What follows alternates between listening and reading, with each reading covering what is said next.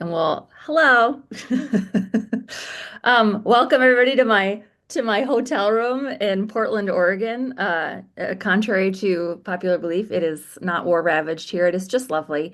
I'm here for a conference and some continuing ed right now, and stepped out of my session this morning to pop back up here and be with you all. So I'm really grateful. Bishop Jen had invited me to this first, so I got to prioritize this, Recording in progress. which I love. Good. So thanks. This is good. Thank you. We can go back to the slides, and probably it's good if the rest of us who are not speaking just mute ourselves so that we cannot get some weird feedback going on too. So I'll do that as well. Jump on in. Thank you. Okay, did that work again, Jenny? Yes. Great. Well, hi everyone. Grateful to be here. I'm just gonna talk. The Synod does have my slides, so feel free to take notes. But if you want the slides, I'm sure they can send them out to people afterwards. They're all nodding yes. Okay. So I'm just gonna jump right in. And hello, I'm Natalia. As Bishop Jen said, I have a little bit of experience in the digital space, but mostly I am not a tech savant. I'm not a tech person. I don't always understand all the technical pieces, but I have a lot of passion for the area of digital ministry, and working in the digital space and doing ministry in the digital space. So that is the lens that I come here with. If you're asking about recording your worship services, I am not necessarily the right person for that, but I can help connect you to people if those are your questions. So you just let me know.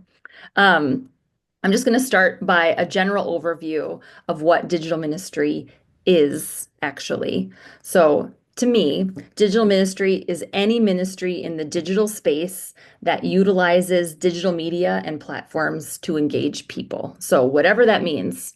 To me, the most essential part is not the platform or the content. The most important part is the ministry. So, the way you create spaces, the way you help people grow and develop, connect with God, connect with each other in real and meaningful digital ways. So for some people, that's Caring Bridge. For some people, that's Twitter, which maybe is not as true as it used to be, but for some people, that's Twitter. For some people, that's Facebook. For some people, that's Reddit. For some people, that's Discord. It's different for everyone, but the content is important only as it supports community. So for me, when I'm talking about digital ministry, I'm talking about a digital community space, whatever that looks like. So digital ministry is not about being the person who can answer every question about how to use Zoom. Digital ministry for me is not managing your church's social media accounts. Digital ministry is not the responsibility of the person who knows the most about technology or the most about social media or the most about the internet. Digital ministry for me is the pastoral approach to social media that builds relationships, and offers faith formation and pastoral care, one tweet, one Zoom, one TikTok at a time. Though I don't really use TikTok that much, but we'll get there. So one of my favorite digital pastors, Jim Keat, out in New York City, he says, I look at digital ministry like a campfire, something people can gather around, reflect on, and connect with each other as a result. So to picture, I love this image. I just think of picturing the digital space as a campfire.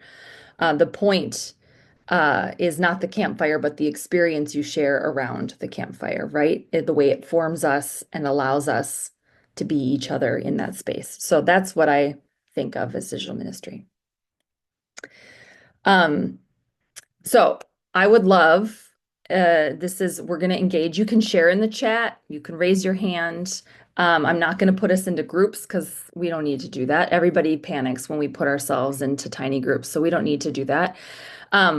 So share challenge by choice in all things, but a story of an experience of community in an online space. A lot of people have stories about the pandemic in particular around this, but it does not need to be that. So when I have taught or shared about this, I often have done these talks with Deanna Thomas from St. Olaf College and the Lutheran Center at St. Olaf College.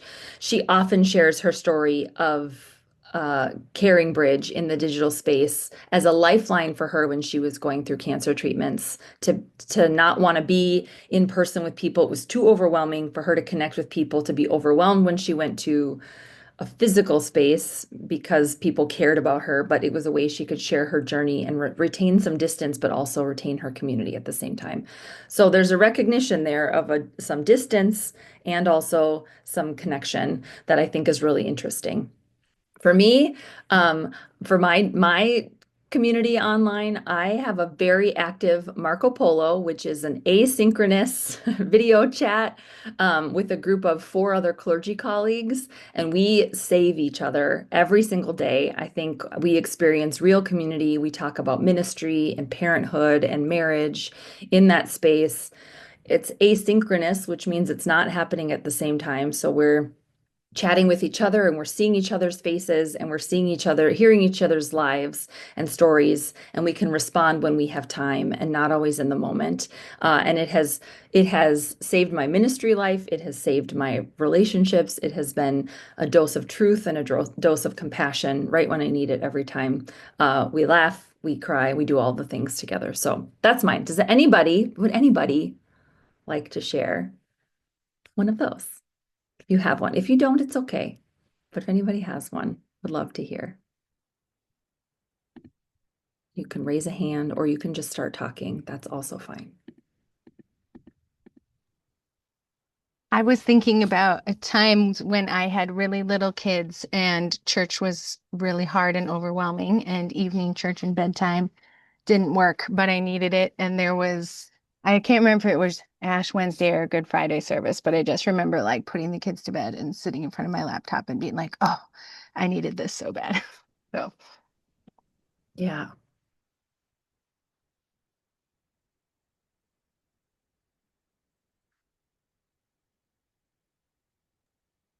I can just comment that like during COVID, I mean, it was such hard ministry. We did all of our services on Zoom and then streamed them to other platforms.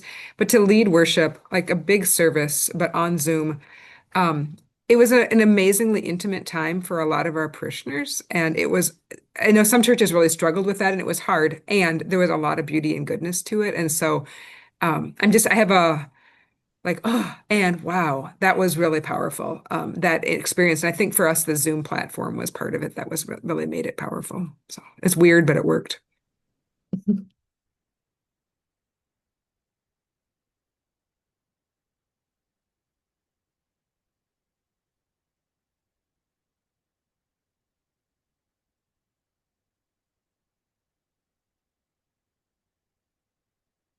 Anyone else?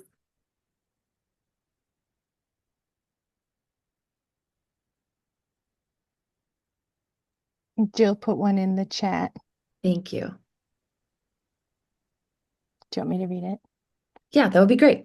Jill said, every Saturday morning since late March 2020, I gather through Facebook Messenger video call with 3 other friends, all who are in ministry but have been good friends for years, and we just support each other in any way we can. We laugh and cry together and keep things real.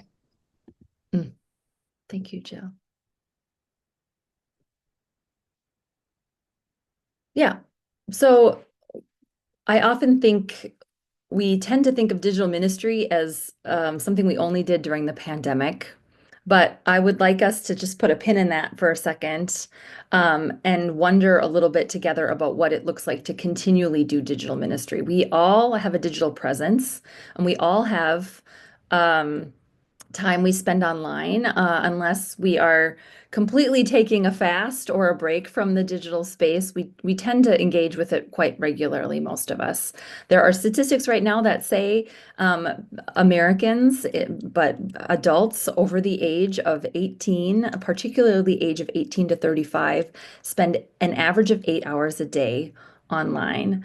That is a lot of time online. And some of you have heard me say this before. I know Bishop Jen has heard me say this plenty of times, that to not be present in that 8 hours is an abdication, I think, of our responsibility as leaders, as faith leaders in particular. If you go online and search Christianity, like if you're curious, if you're just an average everyday person and you have a curiosity about Christianity based on something you heard or saw or you wondered about, and you type it in.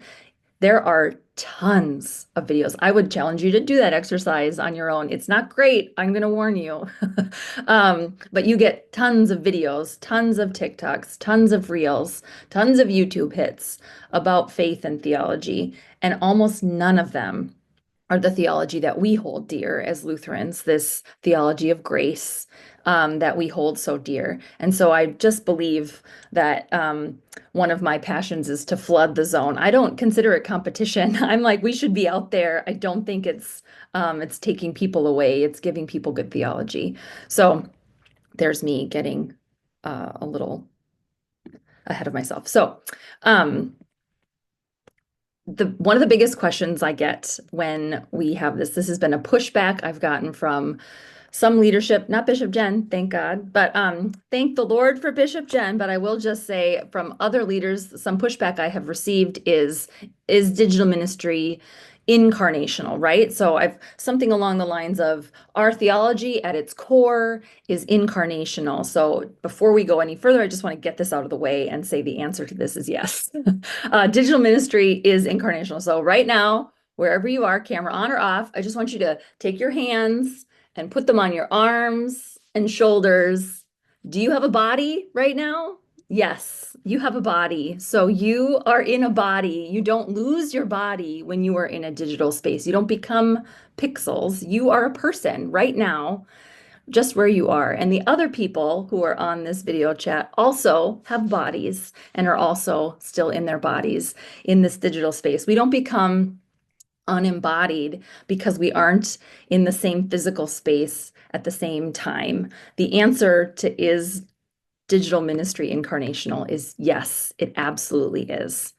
Um, there is a really lovely book. If you're curious about this and you want more information, there is this lovely book by Jason Biasi called Following. And in that book, Jason says that the body of Christ has always been a virtual body. Paul was present at the early churches virtually through letters that were read aloud that became integral to forming the body of Christ. So, in some ways, yes, virtual presence is inferior, and in other ways, it is superior.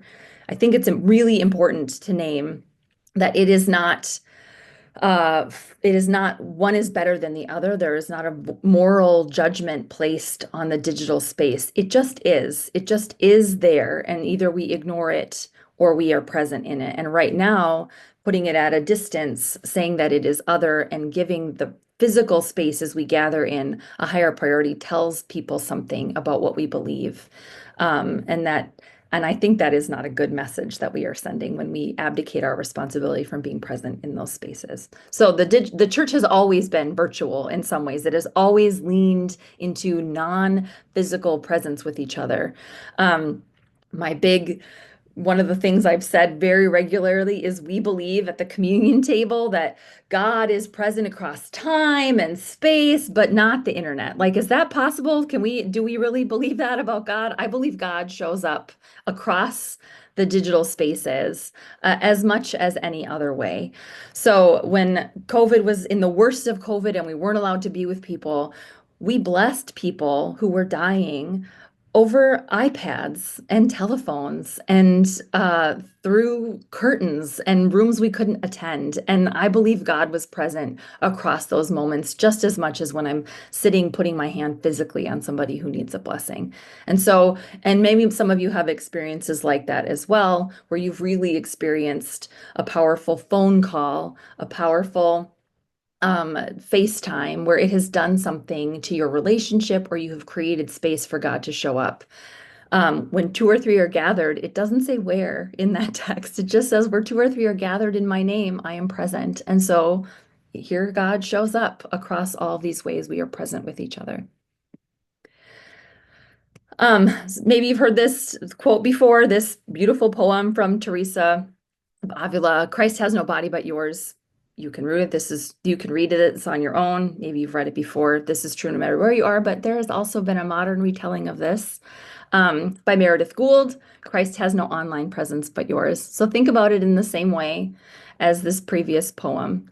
Um, however you show up online, Christ shows up. When you go, God goes with you, right? So no blog, no Facebook page but yours. Yours are the tweets through which love touches the world. Yours are the posts through which the gospel is shared. Yours are the updates through which hope is revealed. Christ has no online presence but yours. No blog, no Facebook page but yours. So you could fill in the blank there. A post you wrote this a couple years ago. Now there's exponentially more options for this medium. It keeps growing, things keep changing, things keep growing. But it remains to be true that your presence in the digital space has an impact and matters. I'm going to pause just for a second to see if there are any questions there. I've seen the chat kind of popping up, but I haven't gone to it. I can keep an eye on it too. I just put up the link for that book you just mentioned by Jason by Very us. good. Yeah, following. Thank you.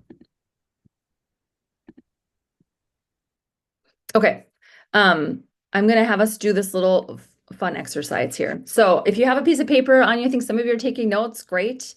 If you want to just visualize this, that's also fine too. I think it's fun we're going to draw a Venn diagram. So I just want, before you draw anything, I want you to hear the instructions and then you can draw so you don't have to erase and start over. So you're going to draw two circles. One represents the people you interact with in person, and one represents the people you interact with online. And I'm curious about how big your overlap is. So I have people with whom I only have a digital relationship, right? There are people, because I have a podcast community that stretches across the nation and the world. We have quite a few people in Australia that listen. I don't know what's going on down there, but we have a big audience in Australia. I'm probably never going to meet them. I will never interact with them in face-to-face, real life, in-person conversations, but they are a part of my digital community. They are people I interact with regularly. And then there are people with whom like the 5 people I have my Marco Polo group with, I chat with them regularly and we get together in real life. So they would be in that middle section, right? And then there are people with whom I have in-person relationships that I don't have any online relationship with. So kind of think about how big your overlap is between your two Venn diagram circles. This is not an exercise I'm going to have you share unless you really want to, but just to have the idea that there are both. And sometimes it's great to go to a digital community because you get something there that you don't get somewhere else, and to recognize what that is and wonder about it and be curious about it. And same with the people who you interact with that don't overlap, that you only interact with in person. And what do you get from them that you don't go? And then to wonder a little bit about when you seek out each one. When do I go online and seek out an online community? Is there a chat group I'm a part of or a Facebook group I'm a part of that I want to interact with when something happens in my life or in somebody else's life or in the world? I think we all have those. We just don't necessarily think about them in that way.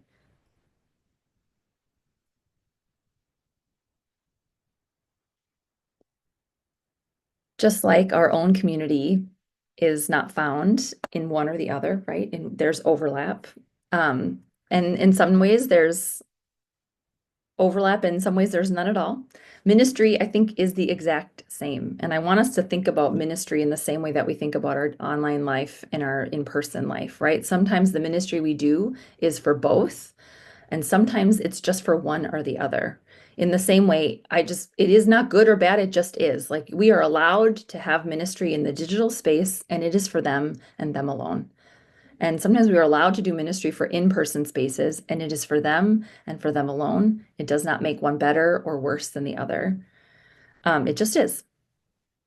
So some of your discernment in thinking about digital ministry and ministry in the digital space, I think, is figuring out where in that Venn diagram of ministry you are called to serve. So I have a colleague here in Minneapolis. Well, I'm not in Minneapolis, but there in Minneapolis.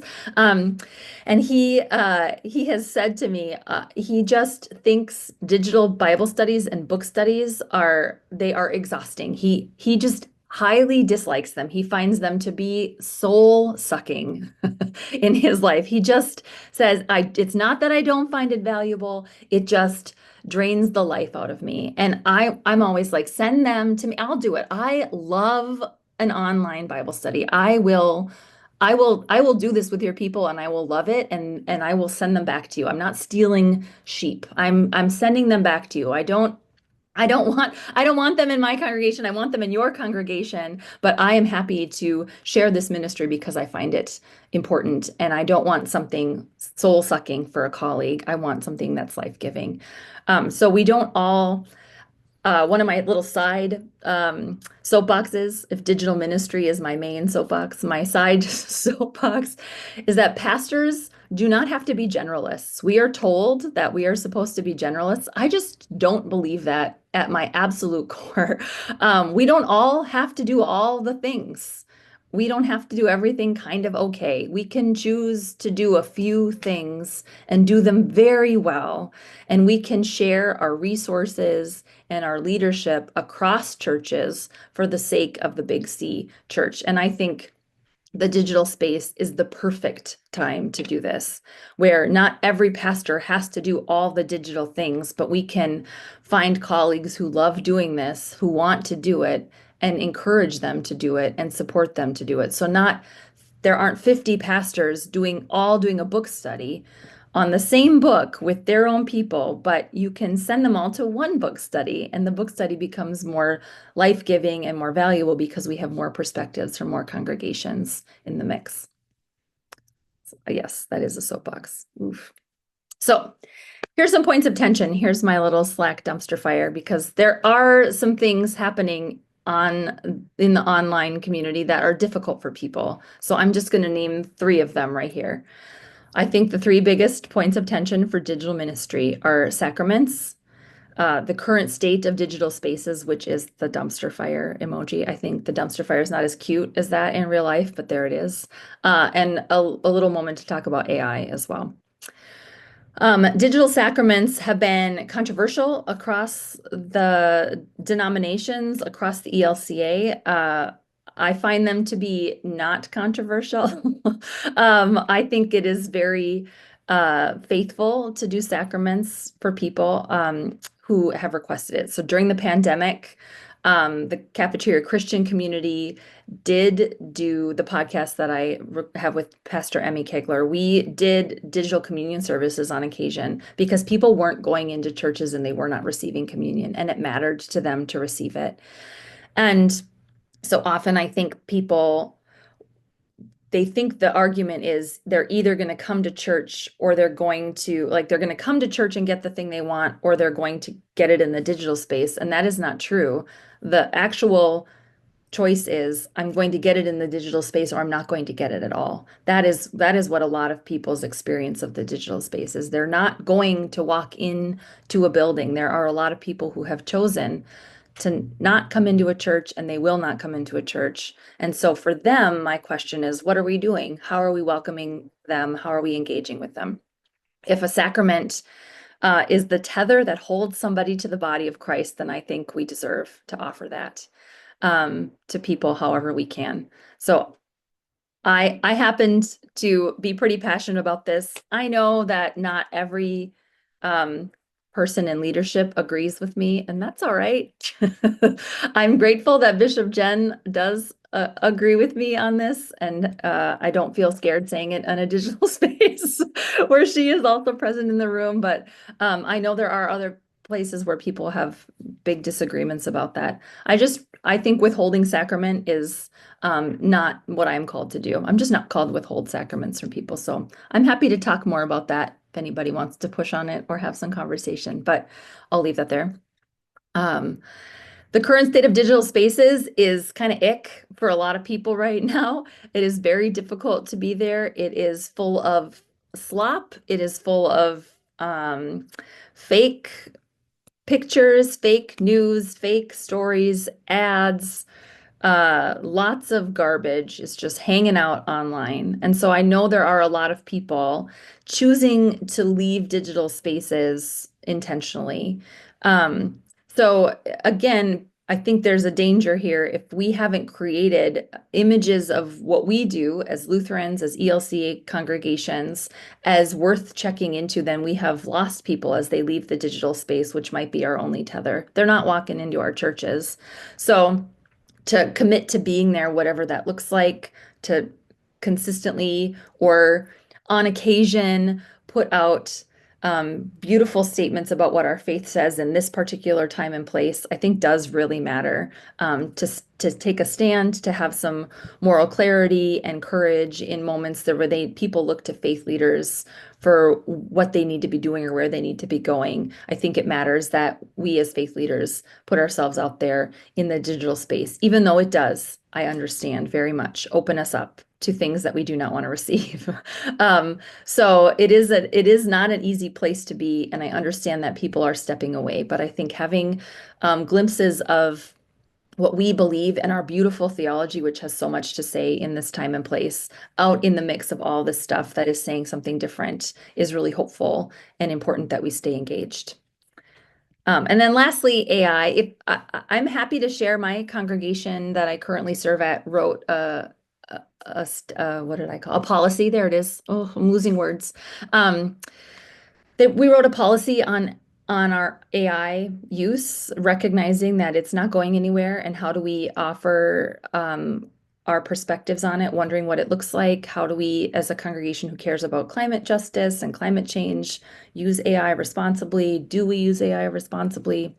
It is a question that we don't have answers to, but we're just trying to navigate this together and wondering what it looks like. So, also being very clear about when we use it, when we don't use it, what percentage of time we're using it, or how we are choosing not to use it in this time matters. So being clear, when I say like I started this with the help of AI, like if I didn't, like what do I use? What's an example? Oh, like a newsletter article. If I started with the bones of AI, I'm going to tell people I started with AI so that they don't give me credit for something I didn't do.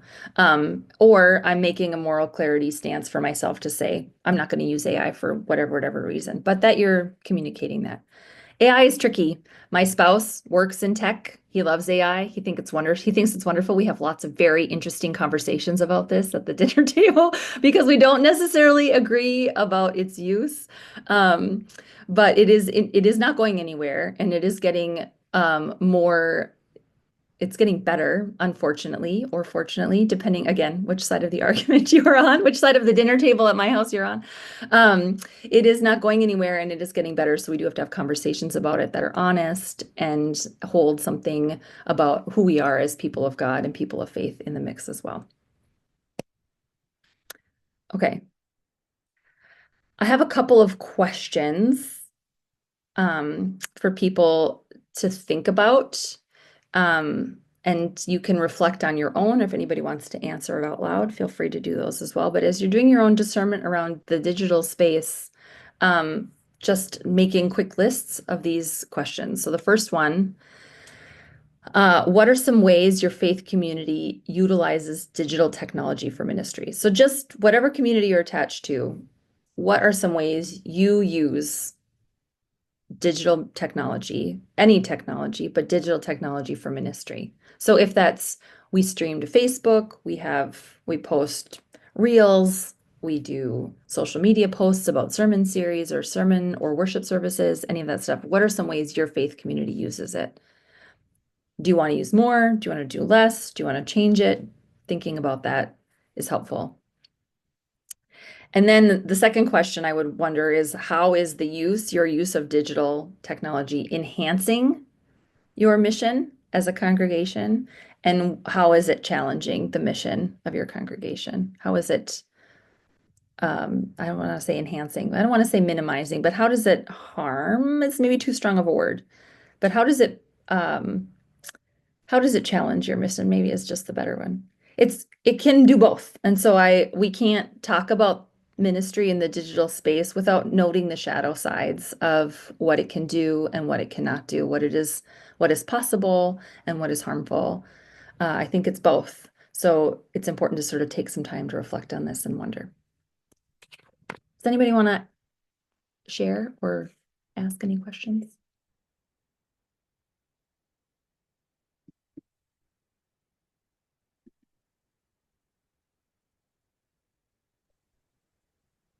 I guess I can offer that digital ministry here is not complicated. It's not very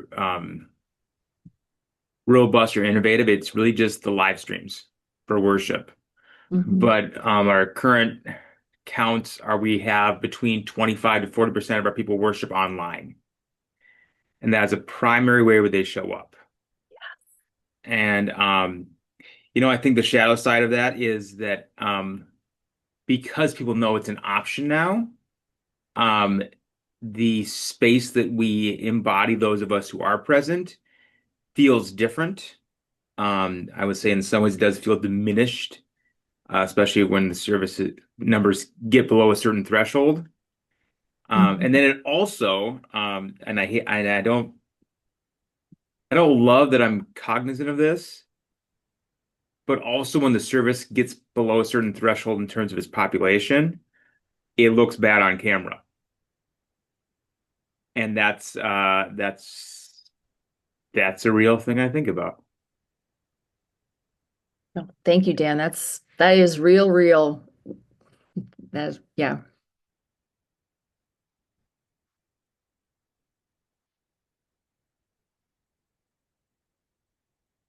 Anyone else?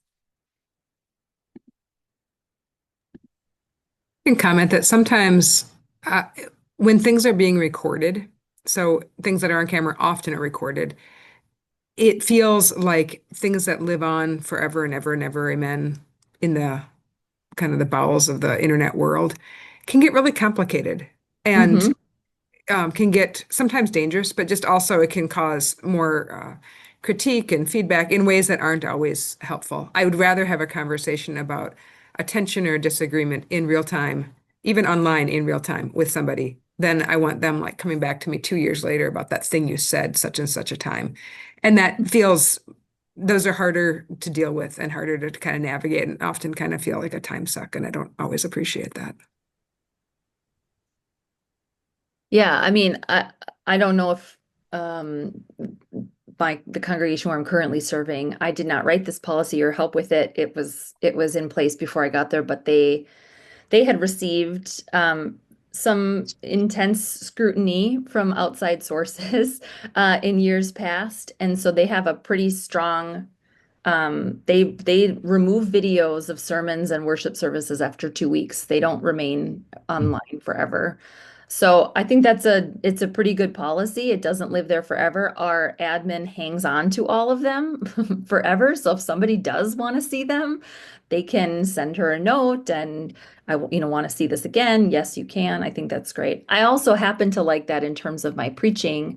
I don't want some bro from some other place stealing the sermon I wrote that I spent a lot of time with and did a lot of work on, and it's out there in the world forever. I don't want somebody stealing my work and passing it off as their own, which has happened. So I think it's good to Mm. think about what your policies are and what your procedures are around those things and why. Um, so Brian, you had unmuted. Do you have a comment? Yeah, I mean, we're doing the standard stuff with live streaming and our stay out there forever at the moment. So it's an interesting proposition that they be removed after a period of time. I'm intrigued by that. But the other thing we're doing in addition to the live streaming and the like is we do dream about being able to take excerpts from the sermon and create reels and those types of things. We're dreaming about that. We're not doing it today. One of the things we are doing is we have a mobile app that is pretty widely used throughout the congregation. And in that app, there's a prayer wall where people can post their prayers. And it's done within a secure environment. So they're not publishing them post publicly, but other people then can pray for them, and there's a way for the person who posted the prayer to see how often they're lifted up. But the rest of us can't. So it doesn't have the social media who's got the better prayer request feel. It's just a more of a private, but the person who requested it can see that they've received 45 or 50 prayers today, that type of thing. So really, really cool. We're not getting as much use of it as we'd like, but we'd like to see more. But it's a cool way to create that asynchronous digital experience. Thank you, Brian. Can you tell me what the app is that you all use? I bet that's somebody's question out there. Yeah, it's integrated with our church management system. So it's come from a company called Touchpoint. Mhm. Okay. Pastor Natalia, how about I put some of these things that are in the text or the message chat line out there, just because some people are driving and not able to read them. Craig Peterson commented, couldn't type earlier, wanted to share that digital ministry allowed Synod ministry to continue during COVID and enhanced our ministry afterward. We did many call processes and council and committee meetings online. This very training today wouldn't have been happened 5 years ago. Aaron Abdisa said digital tools such as our phones, cameras, apps, and online platforms are not holy or evil on their own. They're simply tools shaped by the hands and hearts of people. What matters is what we do with them. When we use them to share hope, spread truth, encourage others, or lift up God's name, something ordinary becomes sacred. The screen becomes a space of grace. The post becomes a prayer. The tool becomes a vessel of purpose. Amen. Amen. Brian said it would be helpful if you would share a copy of the AI policy. We're wrestling with the need for one. Yeah, I'll send that to Jenny and she can send it out to people who are on this, who registered for this. Great. Jill said, I'd like us to diversify and be more intentional on social media, but for now, we're mostly being very consistent with our email communication. Joseph wrote, the shadow side I see is prioritizing of digital spaces over in-person, especially among youth who find it hard to connect with each other and easy to scroll. Agree with what Bishop Nagel said as well, especially with lay people who aren't comfortable with public speaking. Mhm. Jill said, yes, we adopted that policy too, to minimize the possibility. This is when we're talking about how long things stay online, that somebody can capture and manipulate our media for their own purposes. And Dan Nelson commented, work stealing is a major concern with AI as well. Yeah, for sure.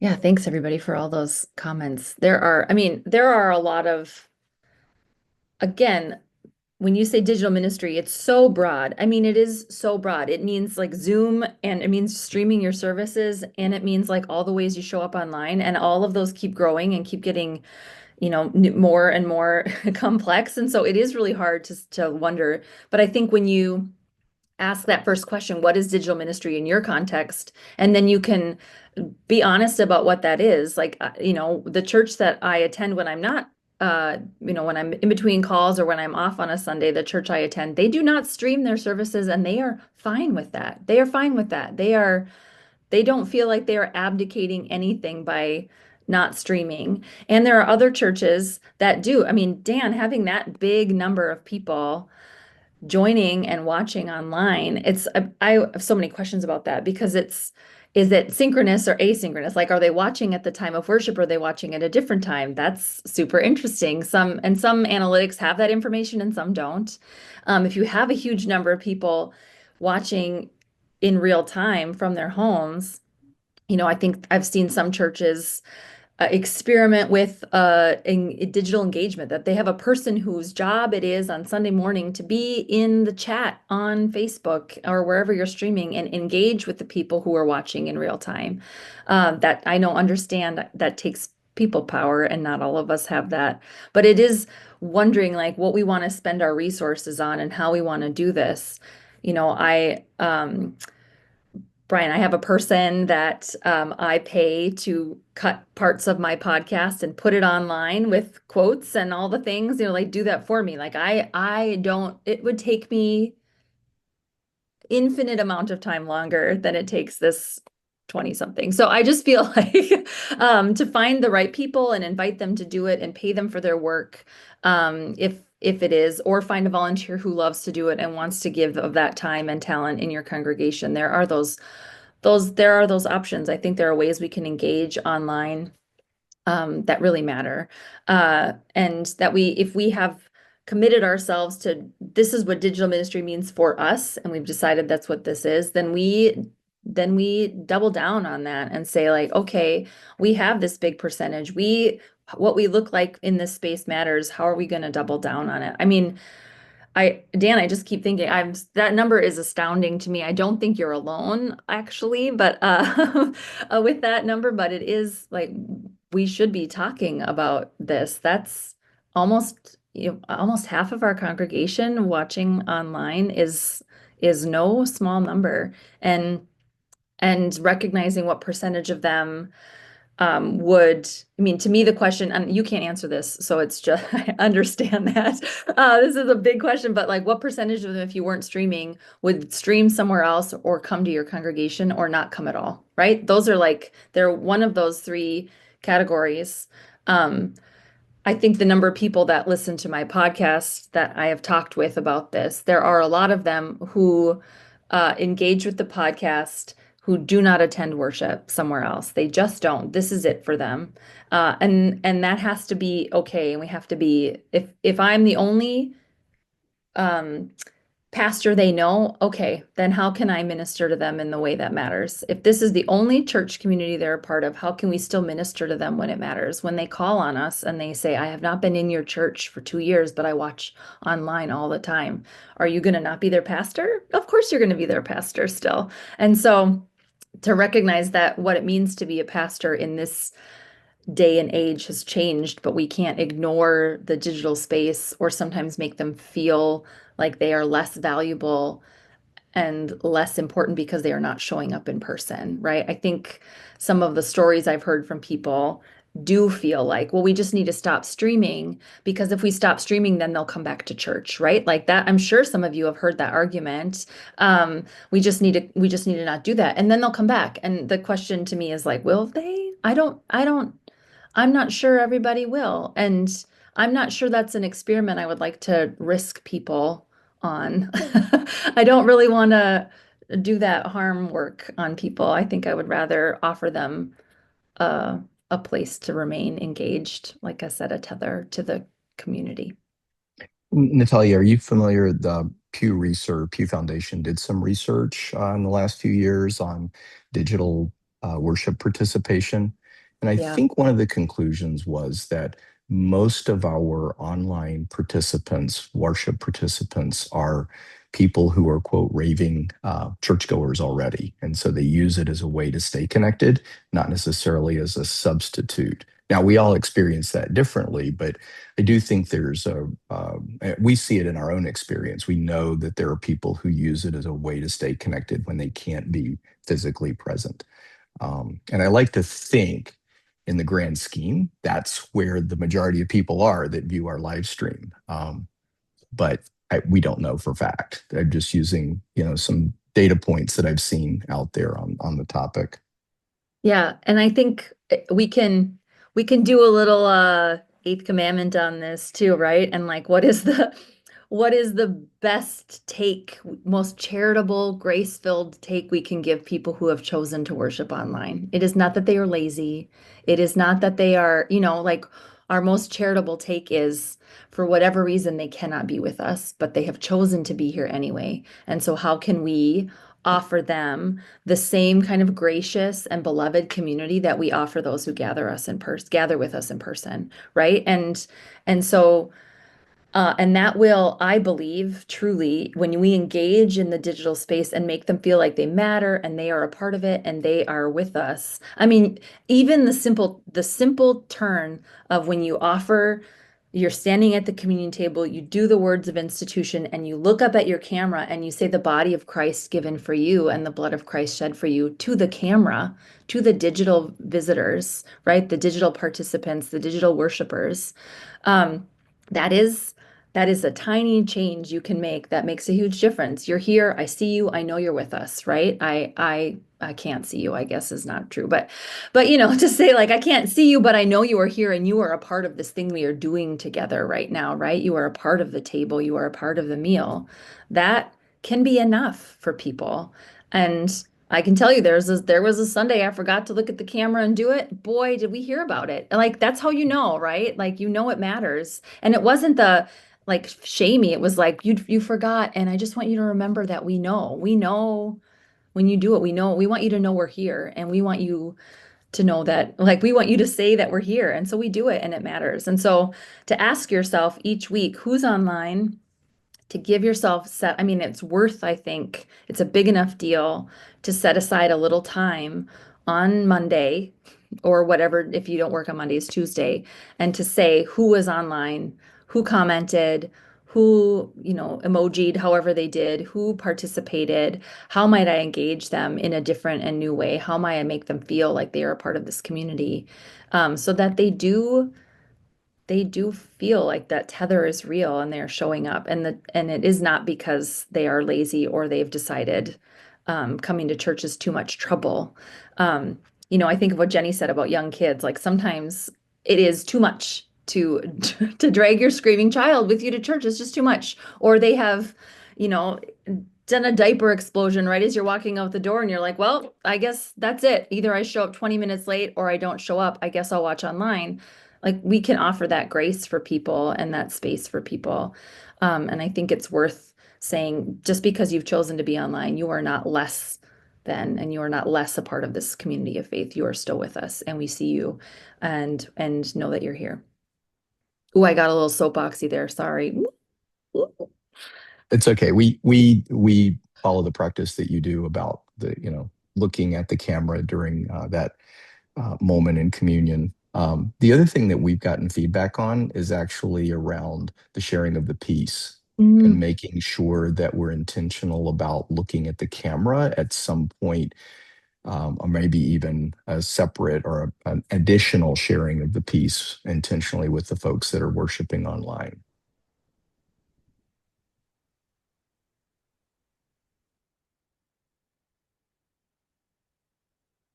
does anyone else want to share any curiosities or wonderings or comments?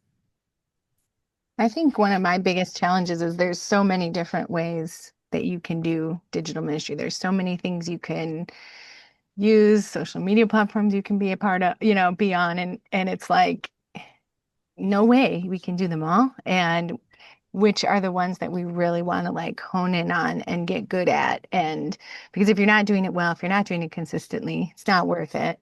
But like just how do you choose which ones are the right ones? And how do you find the time? Because it's always changing. There's always new things. And like, you got to be up on it. And I mean, Instagram changed their ratios of their photos, like, by the way, no one told us that, but now you have to like, they're not going to show up if they're not vertical. They're not going to show up as much. And so it's like all of Yeah. those things that you have to like be keeping up on and put the time and energy into, I think is one of my biggest challenges with just all digital ministry in all the ways. But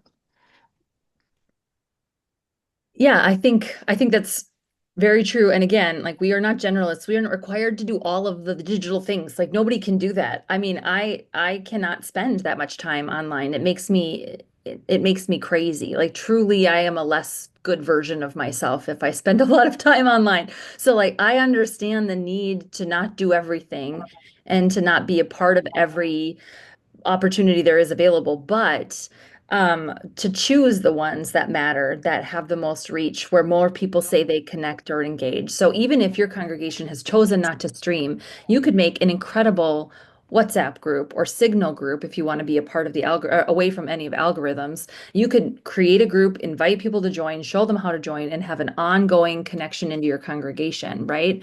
You could create a Signal group for just prayer requests, and people could see that and do it if you don't have the access like Brian does to an app that works in that way. But to choose one or two things and really, yeah, get good at them, hone in on them, put money behind them if you have it. If you have a foundation or you have some donor that you think you could ask to say like, we think this really matters and we'd like to work on it for this amount of time, report back. If it doesn't work, it doesn't work. It's okay if it doesn't work. We at least tried something and we put some energy and some resources behind it to see what we could do if we tried something like this. So choose one. It doesn't have to be all of the things, but choose one thing. If that's a digital, engager on a Sunday morning, try it. Just try it for a little while, report back. You're not signing on to do it forever.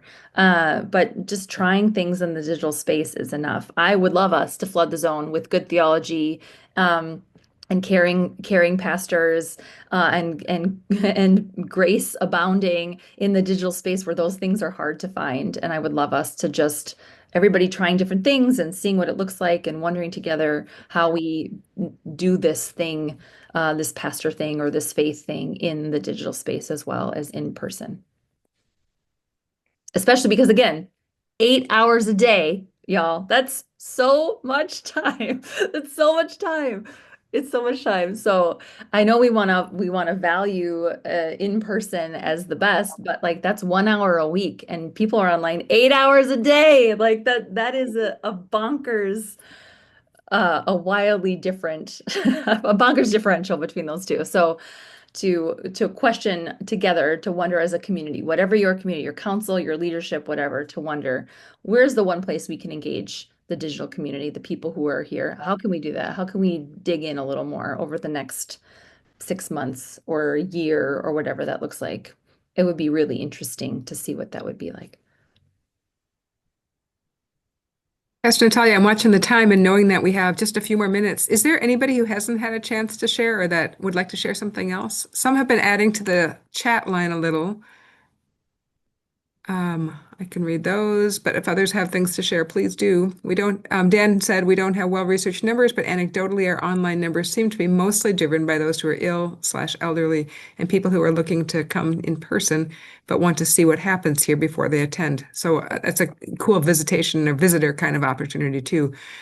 Nathan responds, our experience as well, though we do have folks, at least 2 of the 20, who regularly join online. We also say that they just prefer to stay in their PJs and have their coffee. Jill says, I maintain that people choosing to show up for church in person or online feels like a major miracle. People choosing to listen, to interact with their church community, all gift. And I commented about using GroupMe as a platform for texting and communicating, separate from normal messaging. I mean, I have all the apps on my phone, so it's just like it is what it is, right? You just do what you can do. Anything else people want to share?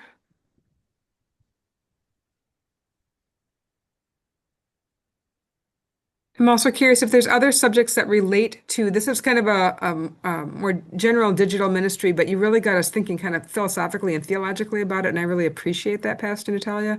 But if people have other areas of this, like other angles that you'd be really interested in us having some sessions with Pastor Natalia to talk about, or somebody else who has some other experience with it, we would welcome that. So let us know if there's other angles.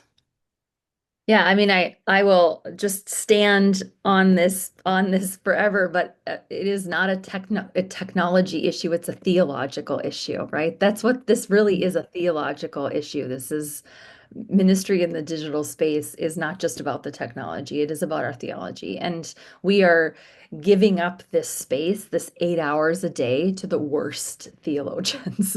And I just believe we have so much grace and beauty and truth about who God is to put into that space as well. And I want us to be thinking theologically about the digital space and not just what one we're going to use and how we're going to use it and the technology around it, but thinking theologically about it, because the body of Christ has always been a digital body. And so, like, what does that look like? It has always been virtual. It has always been, I mean, digital in terms of paper, I guess, letters, but like it has always been a virtual body of Christ. And so what does that look like in this time and place?